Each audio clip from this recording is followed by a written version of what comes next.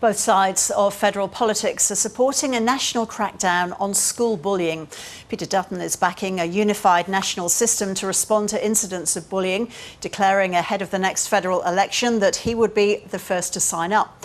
Federal Education Minister Jason Clare has also declared that the government is committed to working with the states and territories after state leaders said bullying should be discussed at a national level, including in the National Cabinet. Professor Ian Hickie is co-director of Health and Policy at the University of Sydney's Brain and Mind Centre. And Ian joins us today from Mexico City, where he is attending a conference. Good to see you, Ian. Thanks for your time. So is bullying an issue worth discussing at National Cabinet? Do you see this as an issue that's best tackled nationally rather than by states and territories? First, it's an issue absolutely worth addressing at National Cabinet. We have a crisis in youth mental health in Australia, as in many other developed countries, of rapidly increasing rates of mental ill health, self-harm and sadly suicidal behaviour. One of the things that we know we can do the most about is reducing bullying. So we've had good evidence for 20 years of its ill effects at a population level, but we've been relatively slow to action. And during that period, of course, it's been amplified by new social media, by new platforms, and the rates of self-harm and suicidal behaviour, particularly in young women, have increased dramatically in that time. So it's absolutely worth attention at the National Cabinet level. So is it being done via social media in the main, Ian, rather than at school itself? No, bullying's not new, and most of us would know that's not new. But what's happened now is extending outside of the school period and being amplified. So social media is an accelerant on a really toxic fire that runs anyway.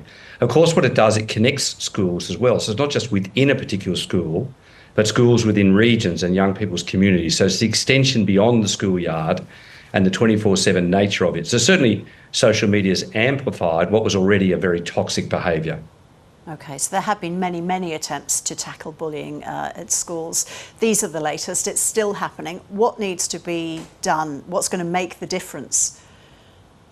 Well, we've largely left this in the hands of individual schools and individual school systems. So states, private schools, independent schools, religious schools respond differentially and often left in the hands of school principals and school communities. What we actually require are much more than just guidelines or advice. We need actually national standards for two things: promoting pro-social behaviour and making it very clear that bullying is unacceptable, and then secondly, national standards for investigating specific incidents so they're not glossed over, they're not passed over. As a consequence of that, also collecting national statistics of how effective we are being. So we need to be much more serious. So that there's a tendency to say, look, we've all been bullied, it's happened to everyone in the past, what's all the drama about? But in truth, it is one of the most toxic elements contributing to the rise in mental ill health amongst our young people. What can parents do, Ian?